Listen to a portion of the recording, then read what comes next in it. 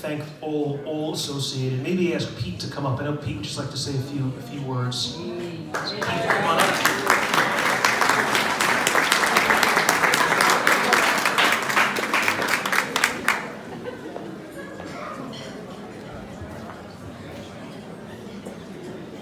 Hi everybody, how are you?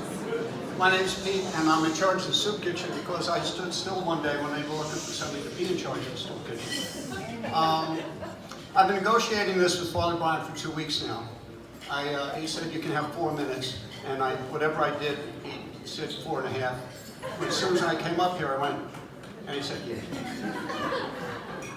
yeah.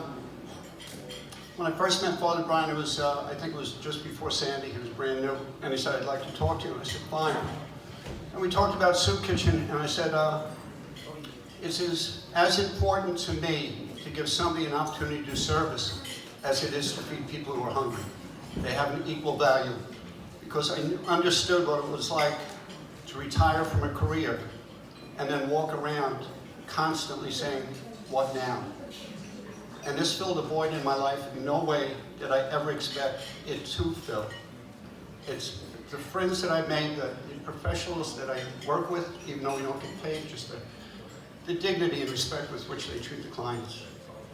It's been a major, major part of my life, and I'm so grateful for it, and grateful for Father Brian to give us the opportunity and the place to do that. I was going to read a list of all the people, and it goes on. There's a lot of people out there visible and a lot of people that do things behind the scenes, and it tallies up to somewhere around 30, 32 people. So I'm not going to call names, but everybody who's involved in the soup kitchen, just please stand up.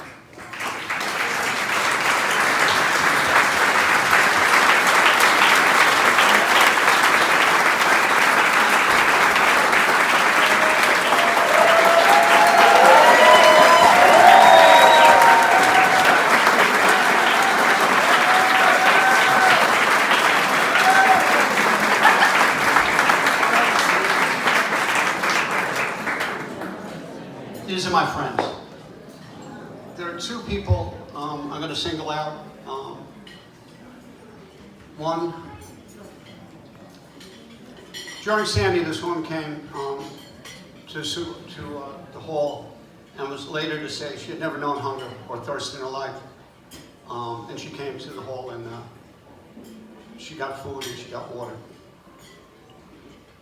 A while later, we've been trying to get the kitchen certified, and it was a process, and it was an expensive, expensive process, and we didn't have the money.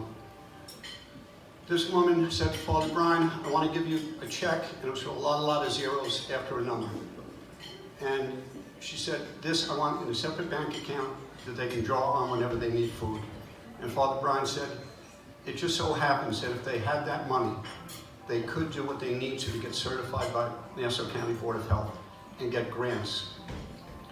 And Susan said, that seems like a better way to go. She's, without her, I would not be here tonight because I don't know if there would be a soup kitchen. Susan O'Connor.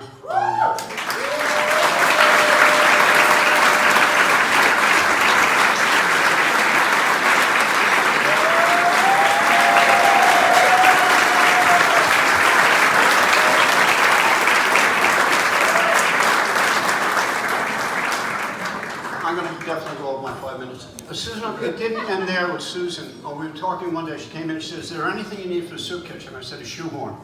And she looked at me like I was nuts. I said, we could use this, and this, but we have absolutely no room to put them. And she said, well, any ideas? I said, yeah, we can blow out the back wall of the soup kitchen and go 15 feet more and extend it. And she said, oh. And I had asked her if she knew anybody who wrote grants, and she said yes. And I said, well, what do you think about the grants? She goes, let's test the upper limits. And she has been working very hard for the past 1.5 years testing the upper limits. And it's something that may or may not happen, but by God, it's not going to be from lack of effort on her part. And Susan, thank you very much. Thank you.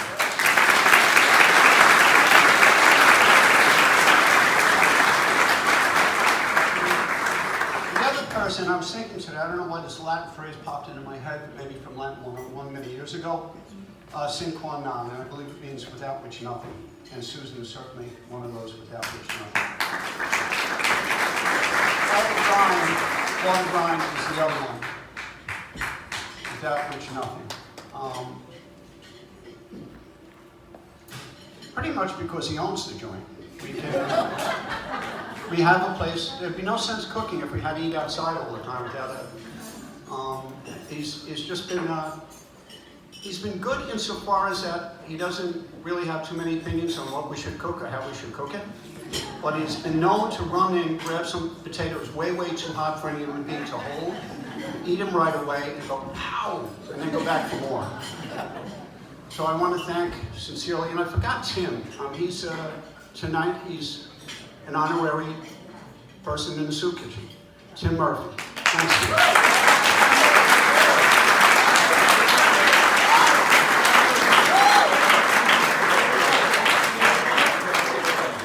30 more seconds and I'm done. His mother walks into the bedroom, her son's bedroom, and shakes him and says, "You have to get up, you're going to be late for school." I love this one. And he pulls the cover over his head and said, "I'm not going to school, and I'll give you 2 good reasons why. The kids don't like me, and the teachers don't like me." And the mother says, as she pulls the sheet from over his head, "You are going to school today, and I'm going to give you 2 good reasons why. You're 52 years of age, and you're the principal."